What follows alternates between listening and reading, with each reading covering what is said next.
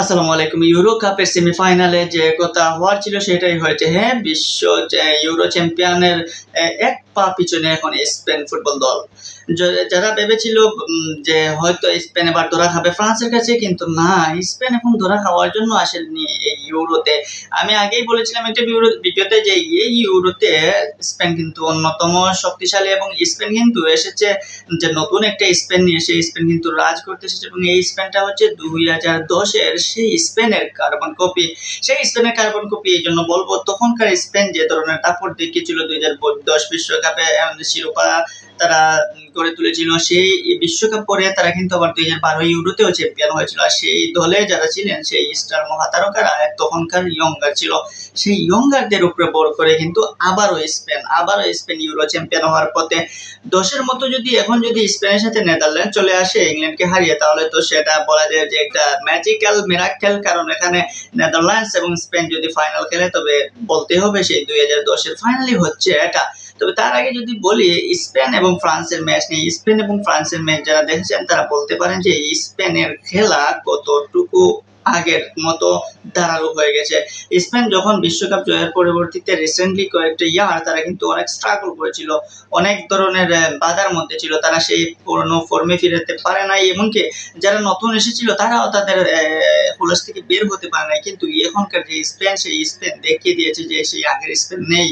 এই স্পেনের যদি আপনি তাকান, যে শুধুমাত্র যদি একজন প্লেয়ারের কথা বলি, যে ইয়ামাল 16 বছর বয়সে এসে ফুটবল রাজত্ব করেছেন এবং ফুটবল বিশ্বকে তাক লাগিয়ে দিয়েছেন। এই ইয়ামাল কিন্তু এই সেমিফাইনালে ফ্রান্সের বিপক্ষে গোল দিয়েছেন। শুধু ইয়ামালের গোলটা না, তার যদি আপনি পারফরমেন্স দেখেন, সেই পারফরমেন্স বলবে, তার অ্যাটাকিং, তার ড্রিবলিং, তার খেলার প্রতি যে তার একটা মনোভাব, সেই মনোভাবটা কিন্তু খেলা বলে দেয় যে তিনি আসলে হারিয়ে যেতে আসেননি, তিনি হয়তো ফিউচার স্টার হতে আসছেন। যখন মেসি রোনালদোরা চলে যাবে, তখন হয়তো এই ইয়ামালরাই কিন্তু রাজত্ব করতে পারে।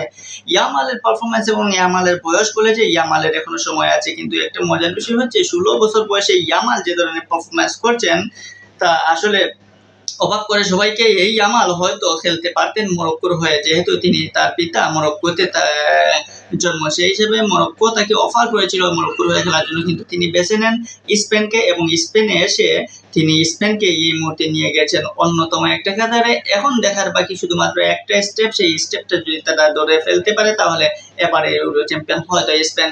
স্পেনের খেলা যত দেখা যাচ্ছে ততই কিন্তু মুগ্ধ হতে হচ্ছে, কারণ স্পেনের এই খেলা বলে দেয় যে তারা আসলে অন্য কিছু করাতে চায়। এই স্পেন কিন্তু এই মুহূর্তে 24, যদি আগামী 26 বিশ্বকাপে তারা বড় কিছু করতে চায়, তাহলে এই স্পেনের এই দলটাকে আরো পরিপক্ক হতে হবে, এবং এই স্পেনের দলটাকে আরো সময় দিতে হবে। তবে এই স্পেন দ্বারা সম্ভব আগামী 26 বিশ্বকাপটা নিজেদের করে নিতে। তবে স্পেনের এই খেলা দেখে আগে যারা ফ্যান ছিল না, তারাই কিন্তু এই মুহূর্তে ফ্যান হতে প্রস্তুত, কারণ এই আগের ব্রাজিল আর্জেন্টিনার যে আগের যে উত্তেজনা, সেই উত্তেজনা এখন নেই। এখন ধীরে ধীরে ইউরোপিয়ান ফুটবলের প্রতি মানুষের আস্থা প্লাস মানুষের ভালো লাগাটা বেড়ে গেছে।